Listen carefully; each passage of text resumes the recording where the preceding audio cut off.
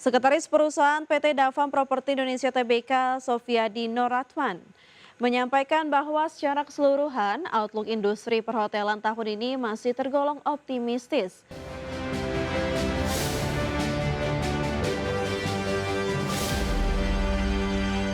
Emiten perhotelan PT Davam Properti Indonesia Tbk memasang target pertumbuhan kinerja moderat pada tahun 2026.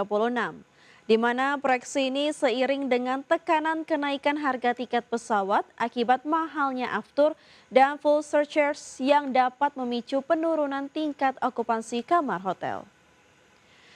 Sekretaris Perusahaan PT Davam Properti Indonesia Tbk, Sofiadi Noratman, menyampaikan bahwa secara keseluruhan outlook industri perhotelan tahun ini masih tergolong optimistis meski dengan pendekatan yang lebih hati-hati dengan menargetkan tingkat okupansi hotel berada di kisaran 65 hingga 70% pada 2026 serta target capaian pendapatan dipatok di level 70 sampai 75% dengan proyeksi laba kotor sekitar 35 hingga 40%. Adapun guna menjaga kinerja tetap resilien, emiten berkode saham DFAM juga menyiapkan sejumlah langkah mitigasi jika tekanan dari mahalnya tiket pesawat berlanjut lebih panjang. Di mana langkah mitigasi utama yang disiapkan antara lain memperkuat pasar lokal dan drive market, mengoptimalkan segmen non-leisure, menerapkan pricing yang adaptif, serta meningkatkan efisiensi operasional.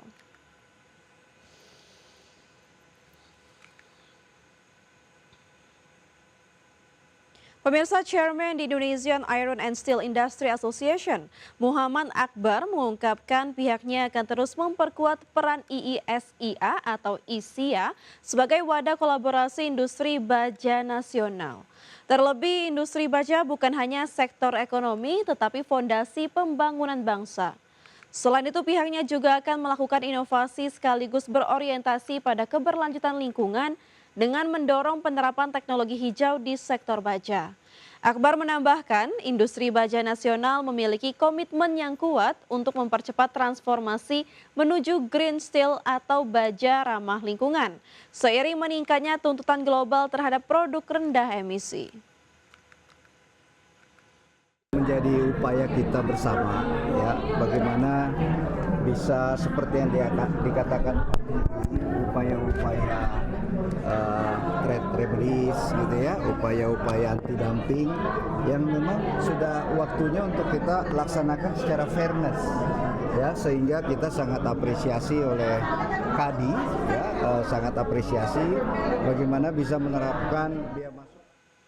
Menteri Koordinator Bidang Perekonomian Erlangga Hartarto merespon pemangkasan proyeksi pertumbuhan ekonomi Indonesia oleh Bank Dunia yang sebesar 4,7% dari sebelumnya 4,8%.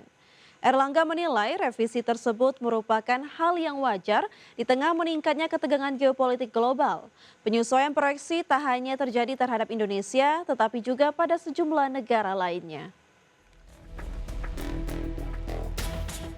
Menko Perekonomian Erlangga Hartarto angkat bicara terkait penurunan proyeksi pertumbuhan ekonomi Indonesia oleh World Bank menjadi 4,7%. Menurutnya revisi tersebut merupakan hal yang wajar di tengah ketidakpastian global, terutama akibat meningkatnya tensi geopolitik yang mempengaruhi perekonomian dunia. Namun Erlangga menjelaskan bahwa penurunan proyeksi tidak hanya dialami Indonesia, melainkan juga terjadi di berbagai negara dan kawasan. Dengan situasi tersebut, pemerintah pun tetap menegaskan bahwa proyeksi pertumbuhan ekonomi Indonesia masih berada di atas rata-rata global yang diperkirakan sekitar 3,4%. Pemerintah pun tetap optimis terhadap kinerja ekonomi nasional, terutama pada kuartal pertama yang diperkirakan ada di level 5,5%. Disampaikan di dalam rapat kerja untuk kuartal pertama kita optimis lebih besar atau sama dengan 5,5. Kemudian kalau di akhir tahun lebih besar sama dengan 5,4 sesuai dengan perkiraan APBN. Semua ini masih tergantung daripada kondisi geopolitik masih stabil atau tidak. Yang sekarang kan dalam kondisi perang dan 2 minggu lagi tentu akan ada dinamika. Jadi selama ini kita terus saja mengadjust terhadap dinamika yang ada.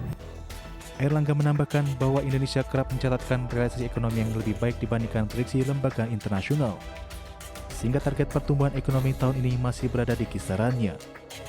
Dari Jakarta, Raharjo Patmo, Tim Liputan IDX Channel. Kembali bersama kami pemirsa, emiten produsen laptop PT Zerexindo Mandiri Buana Tbk memandang prospek produk elektronik masih menantang di sepanjang tahun 2026. Hal ini terjadi seiring ketidakpastian geopolitik global yang masih memanas dalam beberapa pekan terakhir. Corporate Secretary PT Zerexindo Mandiri Buana Tbk, Evan Jordan, menyampaikan bahwa konflik di kawasan Timur Tengah turut mempengaruhi rantai pasok termasuk dan biaya logistik. Dengan harga komponen elektronik global yang juga melonjak, pihak manajemen menerapkan pendekatan bisnis yang lebih konservatif pada tahun ini. Di sisi lain, emiten berkode saham ZYRX juga memandang momentum tersebut sebagai kesempatan untuk meningkatkan penetrasi pasar internasional, khususnya ke pasar negara-negara berkembang yang masih membutuhkan perangkat komputasi dengan harga kompetitif. Sebelumnya pada tahun lalu, penjualan perusahaan masih didominasi pasar lokal yang berkontribusi 1,04 triliun rupiah. Sedangkan pasar ekspor baru menyumbang 134,4 miliar rupiah.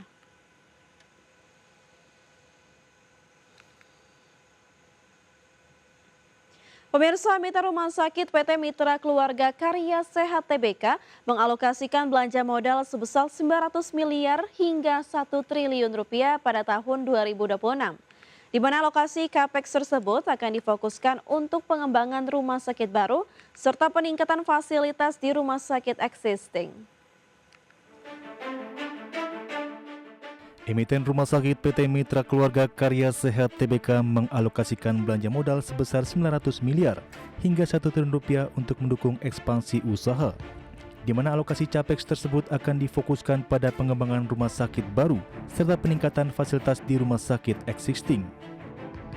Salah satu agenda ekspansi yang tengah berjalan adalah pembangunan 2 rumah sakit baru berlokasi di wilayah Jabodetabek dan Jawa Timur, yang diharapkan rampung di kisaran kuartal 3 hingga kuartal 4 2026.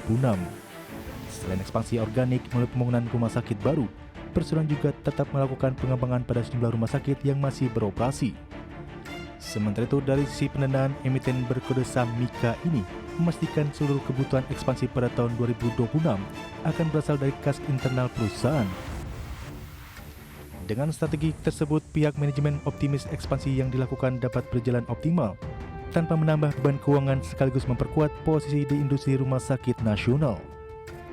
Sebagai informasi, Mitra Keluarga berhasil membukukan pendapatan senilai 5,36 triliun rupiah sepanjang tahun 2026 atau meningkat 10,13% dibandingkan capaian tahun sebelumnya yang sebesar 4,87 triliun rupiah. Di saat yang sama, laba bersih perseroan tercatat mencapai 1,36 triliun rupiah yang mencerminkan pertumbuhan dari tahun 2024 sebesar 1,14 triliun rupiah. Berbagai sumber untuk IDX Channel.